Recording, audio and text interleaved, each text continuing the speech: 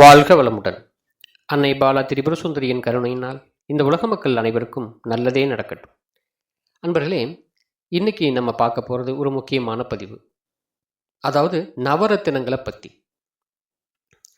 இந்த நவரத்தினங்கள் நம்ம கையில் அணியக்கூடியது எந்தெந்த நவரத்தினங்களை இந்த கிரக சேர்க்கை உள்ள ஜாதகர் எந்த விரலில் போடணும் அப்படிங்கிறது ஒரு ரூல்ஸ் இருக்குது. அது பிரகாரம் அணிஞ்சால் மட்டும்தான் அந்த அந்த கற்கள் நம்மளுக்கு நவரத்தினங்கள் நம்மளுக்கு சரியானபடி வேலை செய்யும். மாற்றி நம்ம போடும்போது சில தேவையில்லாத இடைஞ்சல்கள் நம்மளுக்கு கொடுக்கும். இப்போ ஜாதகத்தில் ஒரு நல்ல தசாபுத்தி போயிட்டுருக்குது, ஆனால் தேவையில்லாத இடைஞ்சல் ஏதாவது இருக்குது அப்படின்னாக்கா நம்ம கையில் போட்டிருக்கக்கூடிய நவரத்தினங்களாக கூட இருக்கிறதுக்கு வாய்ப்பு உண்டு. அதனால் இந்த நவரத்தினங்கள் என்னென்ன தன்மையுடையது, ஒவ்வொரு நவரத்தினங்களுக்கும் எந்தெந்த கிரகம் நம்மளுக்கு சூட் ஆகும், எந்தெந்த கிரகம் ஜாதகத்தில் சேர்க்கை பெற்றிருந்தால் எந்தெந்த நவரத்தினங்களை நம்ம அணிஞ்சிக்கலாம் அப்படிங்கிறத பற்றி ஒரு விரிவாக ஒரு சின்னதாக பார்க்கணும் நம்ம பார்க்கலாம். இப்போது இந்த நவரத்தினங்கள் அணிஞ்சதுனால மட்டும் நம்மளுக்கு மாறுபட்ட வாழ்க்கை அமைஞ்சிருமா அப்படின்னாக்கா, ஜோதிட ரீதியாக இந்த நவரத்தினங்களும் ஒரு 2% அதுக்கு சப்போர்ட் பண்ணும். அதுக்கு விஞ்ஞான ரீதியாக என்ன சொல்லப்பட்டிருக்கு அப்படிங்கிறத பார்த்து நவரத்தினங்களை அணிஞ்சுக்கணும். இப்போ சாதாரண கற்களை அணிகிறது நம்மளுக்கு ஒன்றும் பண்ணாது, பெருசாக ஒன்றும் நம்மளுக்கு பாதிப்பு தராது, அழகுக்கு போட்டுக்கலாம் கண்ணாடி கற்களாக இருக்கிற பட்சத்தில். ஆனால் ஒரிஜினல் கற்கள் தரம் வாய்ந்தது அப்படிங்கிற மாதிரி ஒரு கல் எடுத்து போட்டோம் அப்படின்னா கட்டாயம் ஏதோ ஒரு மாறுபட்ட பலனை நம்மளுக்கு கொடுக்கறதுக்கு ரெடி ஆயிரும். அப்போது இதை நம்ம விரிவாக தெரிஞ்சுக்கிட்டோம் அப்படின்னாக்கா நம்ம அதுக்கு தகுந்த மாதிரி கற்களை செலக்ட் பண்ணி நாம் கையில் அணிஞ்சிக்கலாம், நன்மையும் நடக்கும். இப்போது பொதுவாக நவரத்தினங்களில் ஒளி புகும் தன்மையுடையவை அப்படின்னு சொல்லியும் ஒளி புகா தன்மையுடைய கற்கள் அப்படின்னு சொல்லியும் 2 ரத்தினங்கள் உண்டு. அவை என்னென்ன அப்படின்னு பார்க்கலாம். மாணிக்கம், மரகதம், புஷ்பராகம், வைரம், நீலம். இது எல்லாமே ஒளி புகும் தன்மையுடைய ரத்தினங்கள். அதே சமயத்தில் ஒளி புகா தன்மையுடைய ரத்தினங்கள் அப்படின்னு சொல்கிறது முத்து, பவளம், கோமேதகம், வைடூரியம். மொத்தமே நம்மளுக்கு 9 ரத்தினங்கள் தான். இந்த ரத்தினங்களில் 5 ஒளி புகும் தன்மையுடையது, 4 ஒளி புகா தன்மையுடையது. அதே போல் நவ கிரகங்களில் விதியை இயக்கக்கூடிய கிரகங்கள் அப்படின்னு சொல்லி 5, விதியை முடக்கக்கூடிய கிரகங்கள் அப்படின்னு சொல்லி 4 கிரகங்கள் இருக்குது. இதில் விதியை இயக்கக்கூடிய கிரகங்கள் அப்படின்னா சூரியன், புதன், குரு, சுக்கிரன், சனி. அதே சமயத்தில் விதியை முடக்கக்கூடிய கிரகங்கள் அப்படின்னு பார்த்தீங்கன்னா சந்திரன், செவ்வாய், ராகு, கேது. இப்போ இது 9 பிரிச்சிருக்காங்களா. 5 விதியை இயக்கக்கூடிய கிரகம், 4 விதியை முடக்கக்கூடிய கிரகம். இப்போது விதி இயங்கவில்லை அப்படின்னு சொல்லிட்டோம்னாக்கா வாழ்க்கை அப்படிங்கிறதே கிடையாது இல்லையா.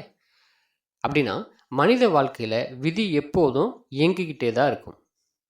சரி, விதியை குறிக்கக்கூடிய கிரகம் எது அப்படின்னா சனி. விதி காரகன் சொல்லுவோம் இல்லையா.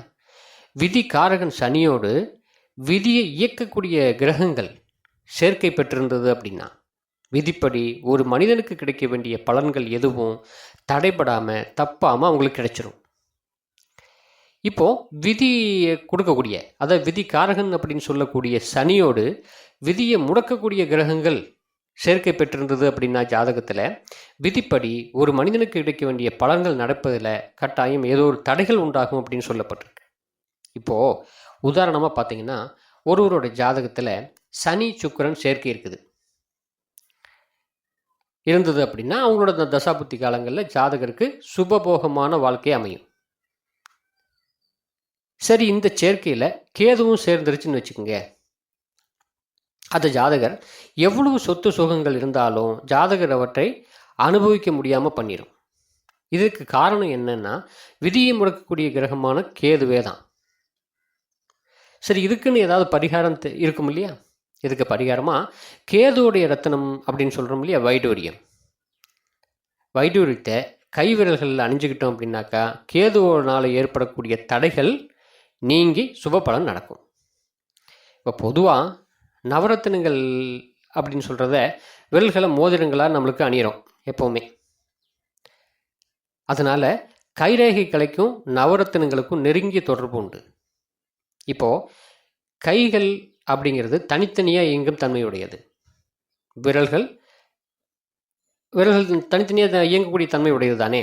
நவகிரகங்கள் 9 அப்படின்னு சொன்னாலும் கூட நவரத்தினங்கள் 9 என்றாலும் 9 ரத்தினங்களையும் தனித்தனி விரல்களில் அணிஞ்சு கொள்றதுக்கு வசதியாக கையில் 9 விரல்கள் இல்லை, 5 விரல்கள் மட்டுமே இருக்குது ஒரு கையில் இல்லையா. 5 விரல்களுக்கு 5 கிரகங்களை குறிக்கும். எடுத்துக்காட்டு எப்படி சொல்லணும் அப்படின்னாக்கா, இப்போ மோதிர விரல் இருக்கு இல்லைங்களா, நம்ம ரெகுலராக மோதிரம் போடுற விரல், இதுதான் சூரிய விரல், சூரியனுக்கு சொந்தமான விரல். நடுவிரல் அப்படிங்கிறது சனியோடைய விரல், இது சனி பகவானுக்கு சொந்தமானது. ஆள்காட்டி விரல் அப்படிங்கிறது இதுதான் குரு விரல், இது குருவுக்கு சொந்தமானது. பெருவிரல் அப்படின்னு சொல்கிறது சுக்கிரனுக்கு சொந்தமான விரல். சிறுவிரல் அப்படிங்கிறது இது புதனுக்கு சொந்தமானது. இந்த மேலே சொன்ன இந்த 5 கிரகங்களை தவிர மீதி உள்ள 4 கிரகங்களுக்கு கையில் ரேகையா மேடுகள் மட்டும் உண்டு. இந்த கைவிரல்கள் குறிக்கக்கூடிய 5 கிரகங்களும் விதி இயக்கும் கிரகங்களாகும். 5 விரல்களும் நகக்கண்கள் வழியாக அந்தந்த கிரக கதிர்களை கிரகித்து உடலில் செலுத்திக்கிட்டே இருக்கும். மேலும் விதியை இயக்கக்கூடிய கிரகங்களுக்குரிய ரத்தினங்கள் ஒளி புகும் தன்மையுடையவை அப்படிங்கிறதுனால இந்த ரத்தினங்களை அணிகிறதும் நம்மளுக்கு ஒன்று தான், அணியாததும் ஒன்று தான். அதாவது ஒளி புகும் தன்மையுடைய ரத்தினங்களை அழகுக்கு வேண்டுமானால் நம்ம அணிஞ்சிக்கலாம், இதனால் கெடுதி ஒன்றும் நம்மளுக்கு ஏற்படாது. இந்த ரத்தினங்களை அணியாவிட்டாலும் கூட விரலுடைய நகக்கண்கள் மூலம் விதியை இயக்கும் கிரகங்களிலிருந்து வெளிப்படக்கூடிய கதிர்கள் உடலில் ஆட்டோமேட்டிக்காக கிரகிச்சிக்கும். உடலில் ஏதாவது நோய் இருந்தால் அதை நகக்கண்களை பார்த்து தெளிவாக தெரிஞ்சுக்கிறத நீங்கள் பார்க்கலாம். வைத்தியர்கள் நகக்கண்ணை பார்ப்பாங்க, என்ன நோய் இருக்குதுன்னு கரெக்டாக சொல்லிடுவாங்க. இதன் மூலம் கிரக கதிர்கள் நகக்கண்கள் மூலமாக கிரகிக்கப்படுகிறது அப்படிங்கிறத நாம் விஞ்ஞான ரீதியாக உணர்ந்துக்க முடியும். சரி, இப்போது விதியை முடக்கும் கிரகங்களுக்கு கையில் விரல்கள் இல்லைன்னு சொல்லியிருந்தோம் இல்லையா. ஆனால் கையில் ரேகை வடிவில் மேடுகள் மட்டும் உண்டு அப்படிங்கிறத நம்ம பார்க்கலாம்.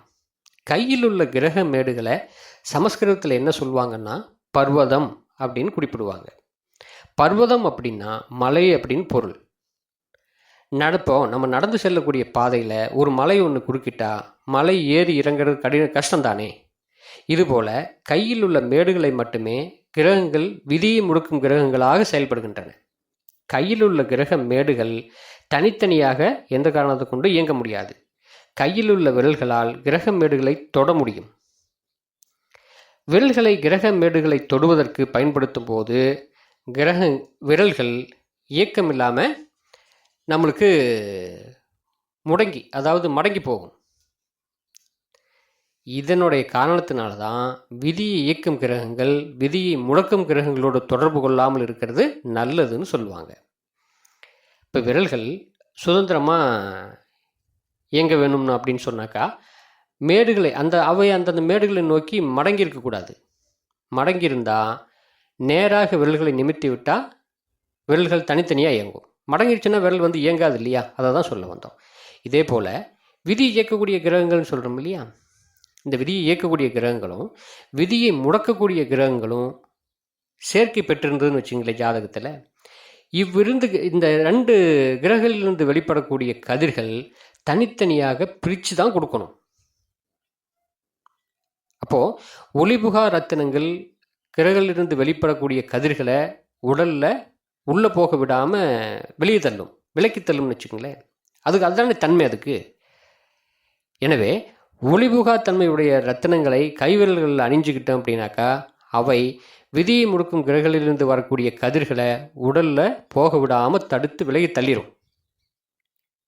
சரி, இது கொஞ்சம் ஒரு வேளை புரியாமல் இருந்தால், உதாரணத்துக்கு ஒருவரோட ஜாதகத்தில் சனியும் கேதுவும் சேர்க்கை பெற்றிருக்குன்னு வச்சுங்களேன்.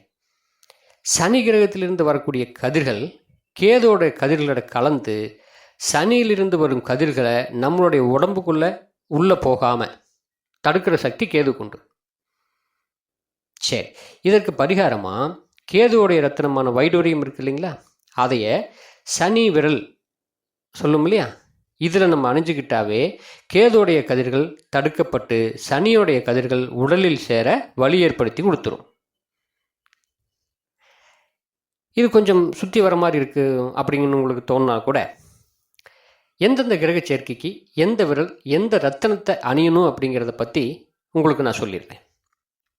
இப்போது ஒருத்தருடைய ஜாதகத்தில் சனி கேது சேர்ந்துருக்கு. இவங்க நடு விரலில், அது சனியோட விரலில் வைடூரியம் வந்து அணிஞ்சுக்கலாம். குரு கேது சேர்க்கை இருக்குது. இவங்க இந்த ஜாதகத்தில் இப்படி இருந்தது அப்படின்னா ஆள்காட்டி விரலில், குரு விரலில் வைடூரியத்தை அணிஞ்சுக்கணும். புதன் கேது சேர்க்கை இருக்குது.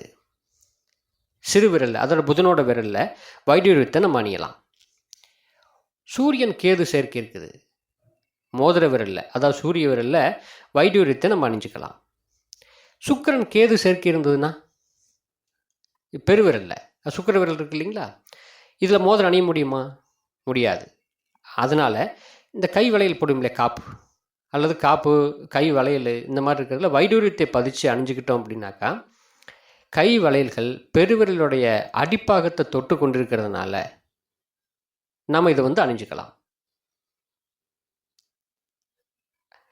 இப்போது சனி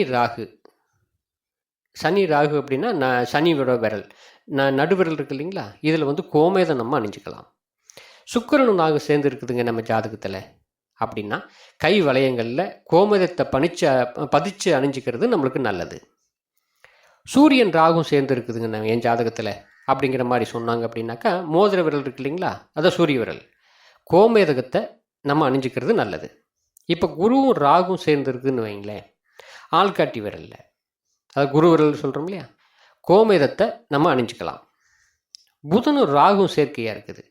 சிறுவிரல் இருக்கு இல்லையா, இது புதனோட விரல், இதை வந்து கோமேதத்தை நம்ம அணிஞ்சிக்கிட்டால் மிகப்பெரிய நன்மைன்னு சொல்லப்பட்டிருக்கு. சனி செவ்வாய் சேர்க்கை நடுவிரலில், அதாவது சனியோட விரலில் பவளத்தை வந்து அணிஞ்சுக்கணும். சுக்கிரன் செவ்வாய் சேர்க்கையாக ஜாதகத்தில் இருக்குதுங்க அப்படின்னா இது வந்து வலையில்லா தான் நம்ம அணிஞ்சுக்கணும். பவளத்தை வந்து அந்த பவளத்தை வந்து பதிச்சு அந்த வலையில் பதிச்சு நாம் அணிஞ்சிக்கலாம். இப்போ புதனும் செவ்வாயும் சேர்ந்துருக்கு. சிறுவிரல் இருக்கு இல்லையா, புதனோட விரல், இதில் வந்து நம்ம அந்த பவளம் இது சொல்லக்கூடிய ரத்தினங்கள் நம்ம அணிஞ்சிக்கலாம். சூரியன் செவ்வாய் சேர்க்கை இருக்குது ஜாதகத்தில் அப்படின்னா மோதிர விரலில், அதாவது சூரிய விரலில் பவளத்தை அணிஞ்சிக்கலாம்.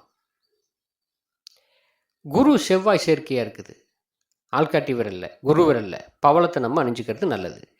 சனி சந்திரனும் சேர்ந்து இருக்குதுங்க என்னோடய ஜாதகத்தில் அப்படிங்கிற மாதிரி சொன்னாங்கன்னா நடுவிரலில், சனியோட விரலில் முத்து அணிஞ்சிக்கிட்டால் மிகப்பெரிய பலம்.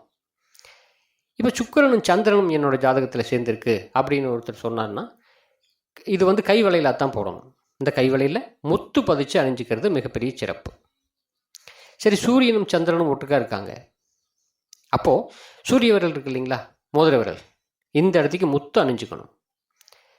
புதனும் சந்திரனும் சேர்க்கையாக இருக்குது அப்படின்னா சிறு விரல் இருக்கு இல்லைங்களா, புதனோட விரல், இந்த இடத்துக்கு முத்தை நம்ம அணிஞ்சுக்கிறது நல்லது. குருவும் சந்திரனும் சேர்க்கையாக இருக்குது ஆள்காட்டி விரலில், குரு விரலில் தானே, இந்த இடத்துக்கு முத்தை நம்ம அணிஞ்சுக்கணும். இந்த கிரக சேர்க்கை அப்படிங்கிறது ஜாதகத்தை பார்த்து நம்ம தெரிஞ்சுக்கலாம். ஏன்னா 1, 5, 9 சேர்ந்துருந்தாலும் அந்த சேர்க்கைக்கு உகந்தமானது தான். இல்லை 1, 7 இருந்தாலும் சரி, 2, 12 இருந்தாலும் சரி, இதை கொஞ்சம் ஜாதகத்தை ஒரு முறை பார்த்துட்டு நம்ம அணிஞ்சிக்கிறது மிகப்பெரிய சிறப்பை தரும். நான் முன்னாடி சொல்லியிருந்தேன், இந்த கற்கள் அணிஞ்சவங்களால் மட்டும் நம்மளுக்கு சாபங்கள் தொந்தரவுகள் தீந்துருமா அப்படின்னா அப்படி இல்லை. நடக்கக்கூடிய தசாபுத்திகள், கிரக சேர்க்கைகள், கிரகத்துக்கு இருக்கக்கூடிய பார்வைகள் சரியாக இருந்தது அப்படின்னா அந்த தசாபுத்தி உங்களுக்கு நன்மையாக இருக்கும். அப்போது இந்த மோதிரங்களும் ரத்தனங்களும் நீங்கள் அணிஞ்சிக்கும் போது மிகப்பெரிய நன்மையை 2 மடங்காக சேர்த்து கொடுக்கும். வாழ்க வளமுடன். மீண்டும் அடுத்த பதிவில் பாலா.